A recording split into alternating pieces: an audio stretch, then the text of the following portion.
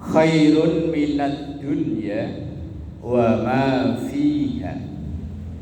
Sabda Rasulullah sallallahu alaihi wasallam, rakaatal fajri, taknya itu kan dibaca panjang. Itu tasniah. Tasniah itu artinya dua. Berarti 2 rakaat fajar. Sholat sunnah fajar sama qobliyah subuh itu sama saja.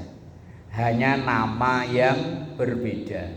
Ini kadang sering ada yang nanya, qobliyah subuh sama fajar bedanya apa? Sama.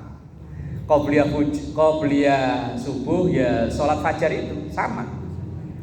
Ya kayak bakwan sama pia-pia sama ya. Bakwan kalau di sini, kalau orang Semarang sono namanya bukan bakwan. Barangnya ya sama itu.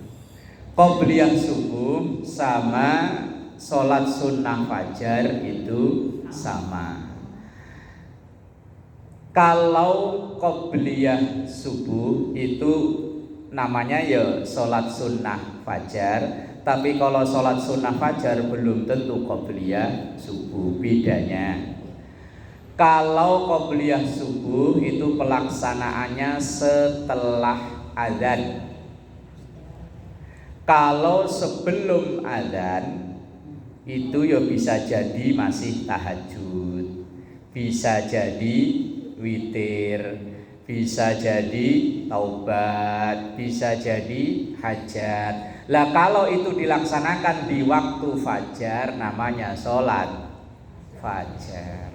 Lah kalau diwakilkan masih malam sebelum datangnya fajar berarti ya sholat malam. Tapi qobliyah subuh sama sholat fajar itu sama saja kalau dilakukan setelah azan. Kalau sebelum azan namanya macam-macam itu tadi. Tapi kalau setelah azan yaitu qobliyah subuh. Kalau nggak sholat syuruk, Pak Ustaz? Syuruk. Syuruk itu nanti setelah matahari terbit sebelum duha. Itu namanya syuruk, sholat 2 rakaat. Begitu itu di situ terbit ada nggak di jam itu loh? Jam berapa itu terbit? Nggak ada ya? Di jam itu? Nggak ada. Umpama terbit jam 6 umpama ya, umpama, nggak tahu sekarang terbit jam berapa. Umpama jam 6 terbit, maka sholat syuruk itu paling tidak 5 menit atau 10 menit setelah waktu terbit itu. Kalau duha mungkin agak siangan.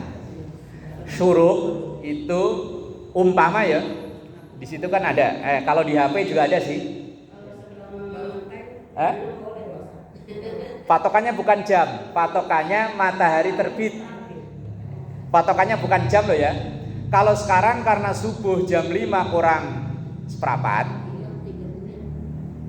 sekarang terbit 6:03 menit. Berarti sekitar 5 menit atau 10 menit setelah itu baru sholat syuruk. Jadi patokannya bukan jam Bu Haji, patokannya matahari terbit. Nah, karena setiap hari kan bergeser terus. Lah nanti kalau misalnya subuhnya kok jam 4, berarti kan terbitnya sekitar setengah 6. Lah berarti ya syuruknya itu bisa dilakukan jam 6 ya bisa. Jadi patokannya itu bukan jam, tapi matahari terbit, itu yang disebut sholat syuruk. Kalau biasanya pengajian subuh, lah itu biasanya ya selesainya pas waktu syuruk itu. Begitu syuruk selesai langsung sholat syuruk, ya udah langsung bubar masing-masing. Kalau ada yang nunggu biasanya ya nunggu untuk sholat duha. Lah kalau duha itu waktunya agak setelah itu sampai nanti matahari masuk ke waktu zuhur. Itu namanya sholat syuruk atau isyraq, sama saja. Isyraq atau syuruk itu sama. Pelaksanaannya sekitar 5 menit setelah waktu terbit, matahari terbit. Nah sekarang kan gampang kan ya, pada masing-masing punya HP, bisa di setel itu matahari terbit jam berapa, bisa diputar alarm duhur, asar, maghrib, matahari terbenam, imsak juga ada kan ya. Nah, zaman sekarang itu orang ibadah lebih dipermudah dari zaman dulu. Kalau zaman saya kecil dulu, asal imsak itu nunggu beduk masjid di alun-alun. Alun-alun itu di kabupaten ini. Itu Itu kan ada masjid yang waduknya gede banget, itu dipukul kok udah tahu bisa nyampe ke pelosok-pelosok kampung. Sampai orang kampung dulu nyebutnya dur. Udah dur belum wong bunyinya dur. Dulu lah, sekarang udah teknologi canggih. Lah salat fajar atau qabliyah subuh itu dalam sabda Rasulullah lebih baik daripada dunia dan seisinya. Lah salat sunnah yang menduduki peringkat tertinggi itu tahajud. Setelah tahajud itu qabliyah subuh. Kalau hari raya itu udah, kalau ibarat dibikin ranking, walaupun persiapannya luar biasa ya, Idul Fitri, Idul Fadha, apalagi Idul Fitri, puasa aja belum udah pada beli mukena, beli sejadah. Kalau ditanya buat apaan Bu? Ntar buat lebaran. Padahal itu kalau dibikin rankingnya yo Idul Adha sama Idul Fitri aja lebih tinggi Idul Adha loh.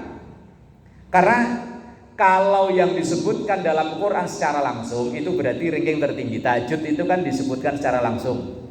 Wa minal laili fatahajjat bihi nafilatan lak asa ayyab'atsaka rabbuka maqamam mahmuda. Tahajud. Lah ranking kedua qabliyah subuh. Maka sholat sunnah yang tidak pernah ditinggalkan oleh Rasulullah itu salah satunya qabliyah subuh yang cuma 2 rakaat. Lah kalau Idul Fitri itu entah nggak tahu ranking berapa ya. Wong di bawahnya Idul Adha masalahnya. Cuman yo itu persiapannya lebih heboh daripada yang wajib justru.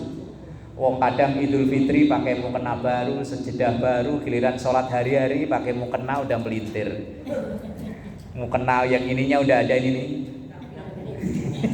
Nah, kalau ditanya masih dipakai aja Bu, adem. Iya. Ya termasuk mak saya begitu. Di tempat sholat itu ada mukena yang wis boh asal ininya jahit. Ntar kalau diumpetin dicari, diumpetin sama anak-anaknya dicari. Katanya adem, padahal ruangannya dikasih kipas.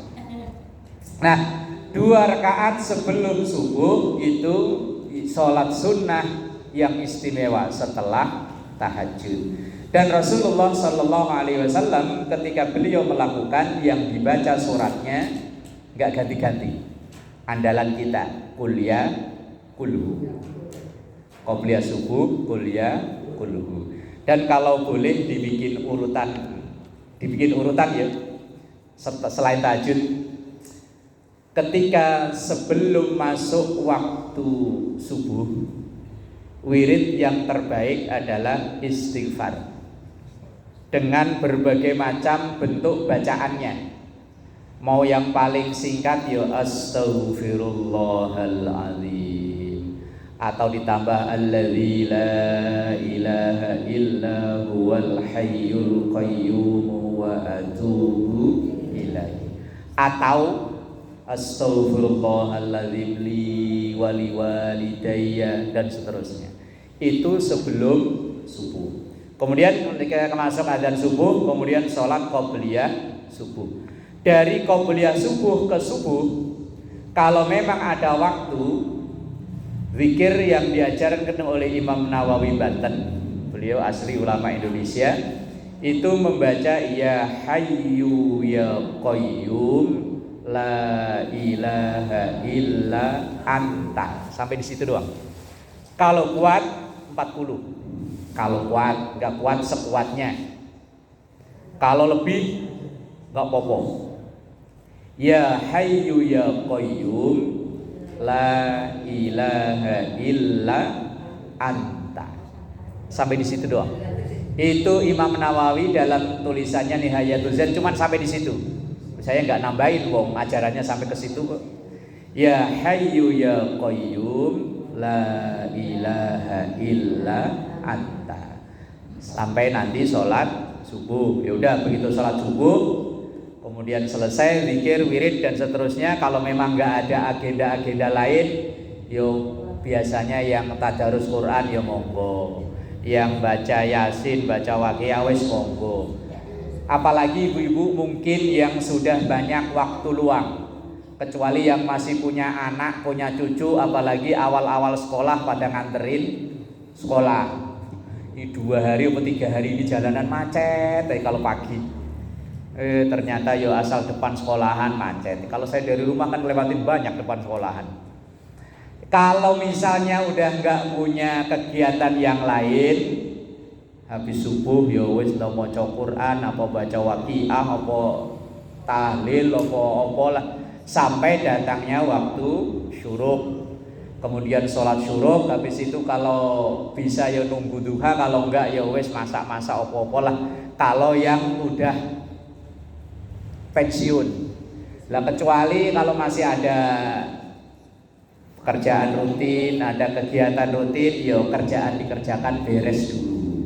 Wong jangan sampai gara-gara ibadah sunnah pekerjaan wajibnya terbengkalai. Jangan alasan sholat sunnah kemudian pekerjaan wajib malah terbengkalai. Misalnya kayak tadi ibu nungguin syuruk, nungguin duha, giliran suami mau berangkat kerja, anak-anak berangkat sekolah, sarapan gak ada, wah wes itu malah keliru. Kalau memang yang sudah free, sudah pensiun lah monggo lah. Tapi kalau masih ada kewajiban, maka kewajiban didahulukan daripada yang sunnah. Makanya kalau yang udah pensiun kan longgar udah lah ya. Kalau ibu udah pensiun bu ya, udah waktu longgar. Kalau kayak saya belum bisa bu. Pagi-pagi kadang jam ini udah. Iya. Kalau yang udah pensiun ya, kalau udah pensiun mah udah banyak waktu longgar. Kalau ibu mah belum ya, belum.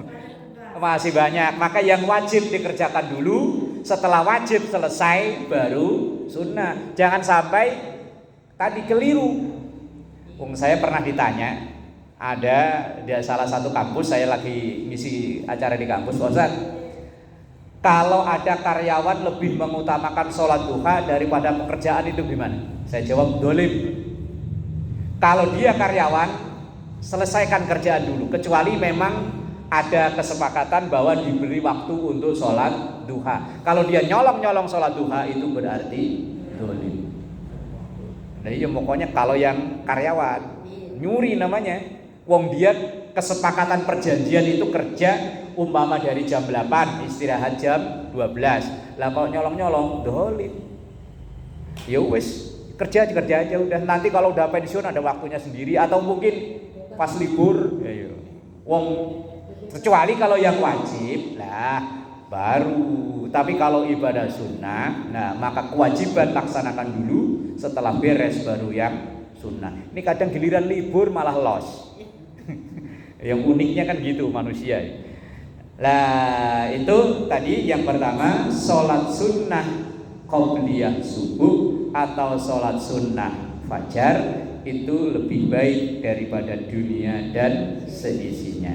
Dan termasuk sholat sunnah yang tidak pernah ditinggalkan oleh Rasulullah, dan termasuk menduduki peringkat ranking tertinggi setelah tahajud. Itu 2 rakaat sebelum subuh. Bahkan saya pernah baca keterangan kalau seandainya, walaupun ini tidak semua ulama sepakat ya, kalau seandainya kita bangun kok telat, umpama sekarang matahari terbit itu jam 6 ya. Nah, umpama jam 6. Lah jam 6 kurang seperempat kok baru bangun. Lah ya wong namanya orang kan ya. Entah karena malam susah tidur, giliran jam 4 malah tidur. Yang punya penyakit apa itu namanya? Insomnia. Yang insomnia ya, yang susah tidur itu.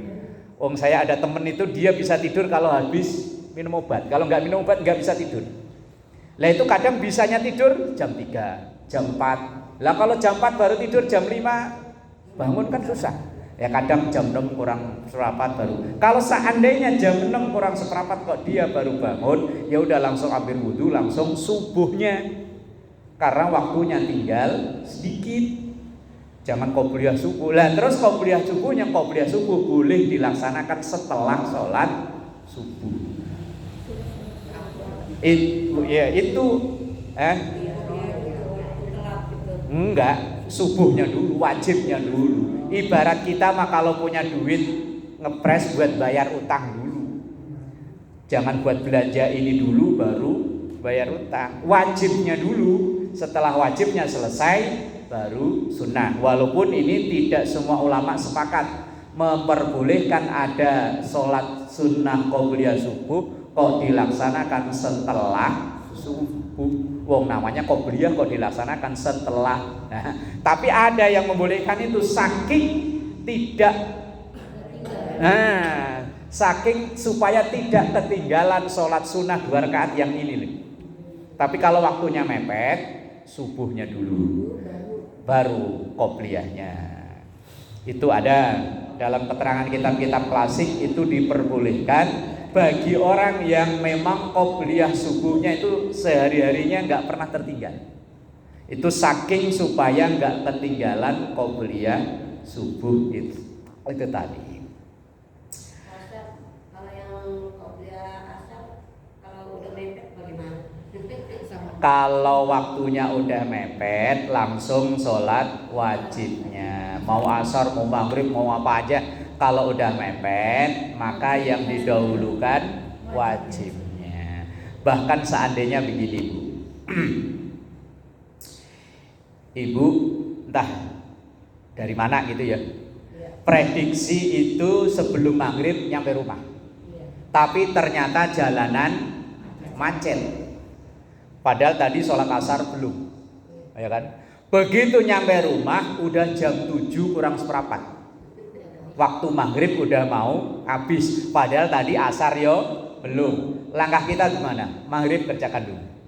Karena maghrib yang masih ada nyisa waktunya sedikit. Setelah itu baru asar yang tadi dikodok, baru isya. Wong isyanya masih waktunya panjang. Kalau maghrib itu sudah mepet, sekalian kalau waktu maghrib udah habis, begitu nyampe rumah pas adzan isya, berarti kan 2 sholat ya ketinggal ya, asar sama maghrib. Maka kalau itu asar didahulukan, kodok maghrib ya kodok jatuhnya. Kalau sudah habis waktu maghrib, tapi kalau maghrib waktunya masih tersisa walaupun sedikit, maka maghrib dikerjakan dulu. Kecuali kalau tadi misalnya sekalian maghrib udah habis. Lah kalau nyampe rumah baru jam 6 lewat 10 umpama, kan maghrib masih panjang waktunya, masih sampai jam 7 kan maghrib. Lah makanya asar kerjakan dulu monggo, kemudian baru maghrib. Boleh memilih kalau memang waktunya masih longgar. Tapi kalau waktu udah tinggal mepet, maka yang didahulukan yang ada. Kalau maghrib tadi lo contohnya, yang tinggal seperempat jam misalnya, maka dahulukan yang maghrib. Bagi kita masyarakat Jakarta itu kan sering begitu ya.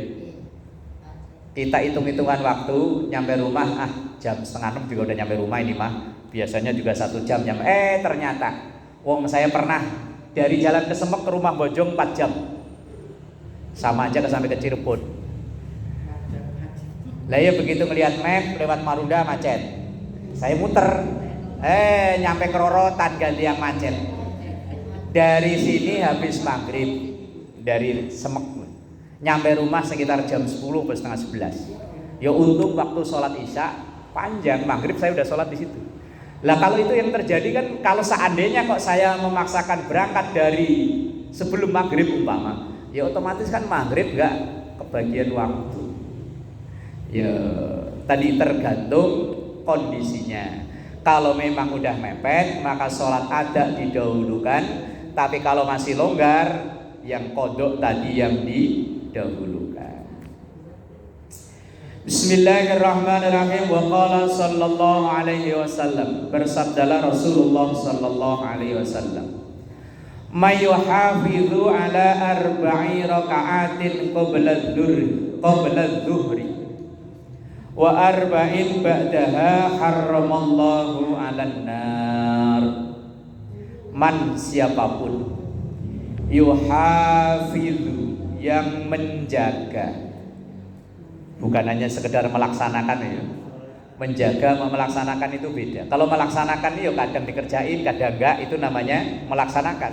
Tapi kalau menjaga itu berarti dia melaksanakan secara terus menerus. Ala 4 raka'atin qabla adh-dhuhri, 4 rakaat sebelum zuhur. Abot itu. Wa arba'in ba'daha, dan 4 rakaat setelah zuhur. Berarti kalau semuanya ya 12 rakaat ya. Qobliyah 4, zuhurnya 4, ba'diyahnya 4. Tapi kalau sholat sunnah 2 salam, 2 salam. Haramallahu 'alan nar, maka Allah mengharamkan orang tersebut masuk neraka. Bagi yang istiqomah qobliyah 4, ba'diyah 4. Tapi abot, saya belum bisa. Kalau menjalani bisa, tapi kalau menjaga belum. Kadang yo malah blas. Lah kadang di rumah sebelum berangkat ke sini. Kadang mandi, begitu mandi nyampe musola udah komat. Qobliyah yo enggak, ayo kan. Kalau saya kalau menjaga belum bisa, tapi kalau menjalani kadang-kadang. Tapi di situ syaratnya yuhafidhu itu menjaga. Yang namanya menjaga itu kan yo menjalani secara terus menerus. Yo abot ya. Wong bisa 2, habis itu 2 aja udah bagus ya. 2 aja. Lah ini apalagi kok 4, berarti kan 12 semuanya ya. Qobliyahnya 4, zuhurnya 4, ba'diyahnya 4. Yo kalau yang sudah free bebas tugas yo bisa aja yo. Tapi kalau yang masih waduh jam segini mau jemput anak sekolah, daripada sholat kelamaan anaknya nungguin di pinggir kepanasan kasihan, yo wis jemput dulu. Wa qala sallallahu alaihi wasallam man shalla 4 raka'atin qabla al-asri. Salat sunnah 4 rakaat sebelum asar. Haramallahu badanahu 'alan nar, maka Allah mengharamkan badannya tersentuh api neraka. Ini yang dibahas salat-salat qobliyah ba'diyah atau salat sunnah rawatib. Tadi sebelum subuh 2, zuhur sebelum 4, sesudahnya 4. Kalau asar sebelumnya doang 4, ba'diyah asar enggak ada. Jangan sampai terlalu rajin.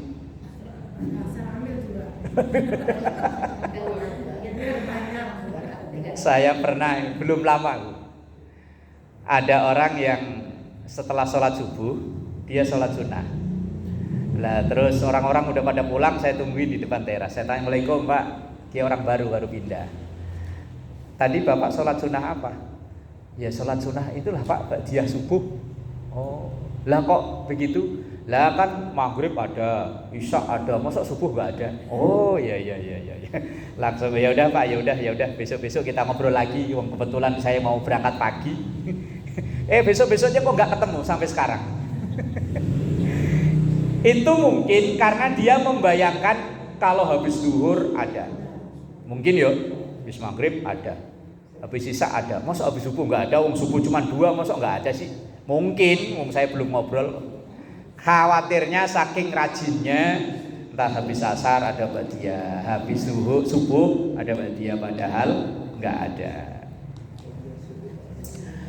Wa qala sallallahu alaihi wasallam man shalla ba'dal maghribi, siapa yang sholat sunnah setelah maghrib. Kalau qobliyah maghrib itu ghairu muakkad, hukumnya biasa-biasa aja. Yang luar biasa itu yang setelah maghrib. Bahkan kadang umpama ya ibu membiasakan berjamaah di masjid, kok datangnya belakangan, jangan memaksakan qobliyah maghrib atau qobliyah isya. Ini kadang udah datangnya belakangan, sholat sunnah lagi. Jamaah yang lain sampai kesel mau qomat gak jadi. Umpama kalau taraweh, ibu kalau taraweh kebagian di dalam apa kebagian di luar? Di dalam. Kalau datang belakangan, nggak usah memaksakan sholat sunnah qobliyah isya. Kalau datangnya belakangan. Lah kalau datang duluan, ya alhamdulillah monggo. Tapi kalau datangnya udah belakangan, orang-orang udah sholat qobliyah udah selesai, kita baru datang langsung Allahu Akbar. Ntar muadzinnya mau qomat nungguin. Daripada kita sholat sunnah tapi digeremengi orang. Digeremengi bahasa sininya apa? Digerendengin orang. Bimba gak usah. Kalau itu qobliyah maghrib sama qobliyah isya. Tapi qobliyah subuh biarin. Digerendengin biarin kalau subuh. Tapi kalau maghrib sama isya lebih baik tidak kalau memang kita datangnya belakangan. Karena yang muakkad itu yang setelah maghrib, bukan qobliyah maghrib. Maka kalau saya sendiri qobliyah maghrib itu jarang. Ya kadang iya tapi jarang banget. Lebih seneng saya ngurus bocah-bocah kecil-kecil yang pada mau sholat. Kan kalau maghrib biasanya kan bocah bocil-bocil banyak banget kan ya. Lah kalau nggak ditungguin sama yang dewasa kan dia kan lari sono, lari sini. Ya mending itu. Kalau itu yang qobliyah maghrib. Lah di sini siapa yang sholat sunnah setelah maghrib sita rakaatin 6 rakaat. Ini biasanya disebut sholat sunnah awwabin. Pernah dengar? Pernah ya? Nah, sholat sunnah awwabin itu sholat sunnah 6 rakaat setelah maghrib. Kalau ba'diyah biasa kan cuma 2 rakaat. Lah kalau awwabin itu totalnya 6 rakaat. Kalau 4 yo hanya ba'diyah aja belum disebut awwabin karena awwabin itu 6. Iya. Ini 6 tulisannya. Dalam hadis ini 6. Lam yatakallam fima yadahunna bisu'in, dan ia enggak ngobrol dengan hal-hal yang tidak baik.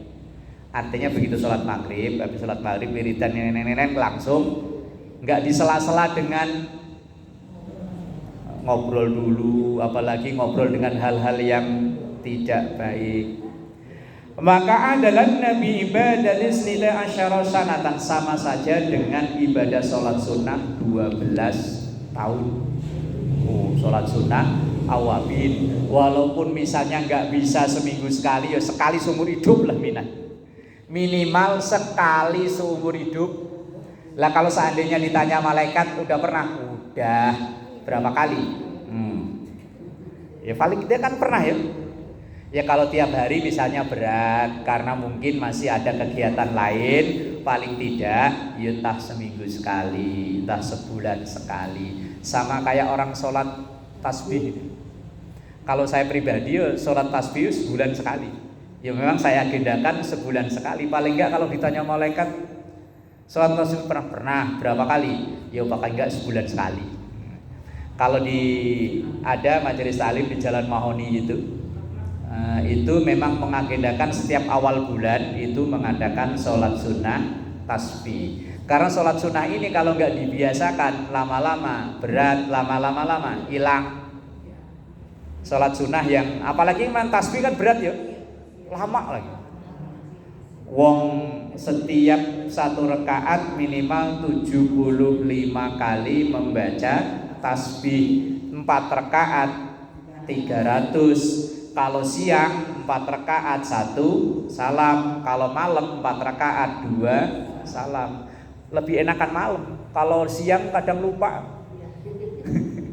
Wong sholat sunnah 4 rakaat nggak pakai tahiyat awal, langsung aja baca tasbih terus.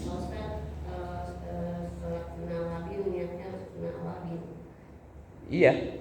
Yo pakai bahasa kita aja daripada Arab usolli nggak kelar-kelar. Saya niat sholat sunnah awabin karena Allah Ta'ala. Sah. Itu ngambilnya barang ya itu sudah termasuk badiah itu. Nah, 6 berarti kan hitungannya badiah juga. Ya benar tadi kalau hitungan ibu tadi begitu ya. Ya 2 rakaat salam, 2 rakaat salam. Yang 2 itu hitungannya ya badiah itu. Tapi total semua menjadi 6. Tadi saya salah jawab berarti. Saya salah jawab.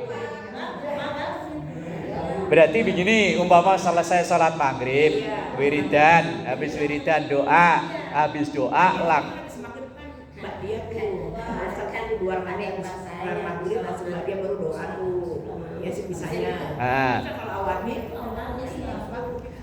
Gini, kalau mau diurut ya, kalau mau diurut, salat maghrib, selesai maghrib, wirid doa, wis setutupnya senyampainya kok setutupnya. Doa, habis doa langsung sholat 6 itu langsung. Tapi 2 rakaat salam, 2 rakaat salam, 2 rakaat salam. Ya itu udah 6 itu udah masuk ba'diyah.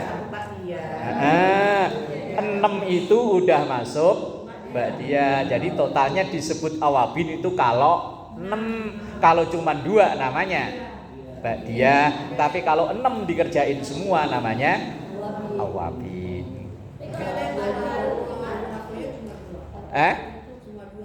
Apanya?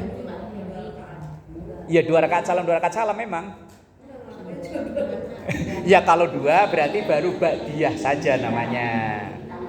Lah kalau disebut awabin itu kalau 6 berarti kan 3 kali. 3 kali jadi niatnya awabin aja ya. Ya, niatnya awabin aja. Seandainya ibu niatnya ba'diyah ya tetap jatuhnya awabin. Ya sama kayak tadi fajar sama qobliyah subuh, mau diniatin fajar ya boleh, diniatin qobliyah subuh ya boleh. Ini teks hadisnya begitu. Lah kalau seandainya nanti nemu di teks hadis lain kok berbeda, dalam hukum fikih berbeda itu biasa. Lah kalau hadis yang kita baca, ini kan patokannya kitab ini, kitab Targhib. Lah kalau seandainya kok saya menentukan di tuntunan sholat kok begitu, ya mungkin sumber hadisnya beda.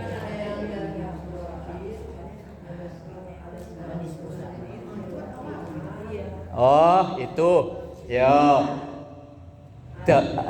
hifdzil iman itu ya awabin itu sama. Karena kan salat awabin itu fadilahnya 1 menjaga iman, atau kalau diarabkan hifdzil iman. Ya sama tadilah qobliyah subuh sama fajar itu. Birrul wali, yaitu awabin itu kan fadilahnya kan banyak. Di antaranya ada hifdzul iman, di antaranya ada taubat. Ya awabin bahasa kalau diterjemahkan artinya taubat. Artinya sama saja, cuma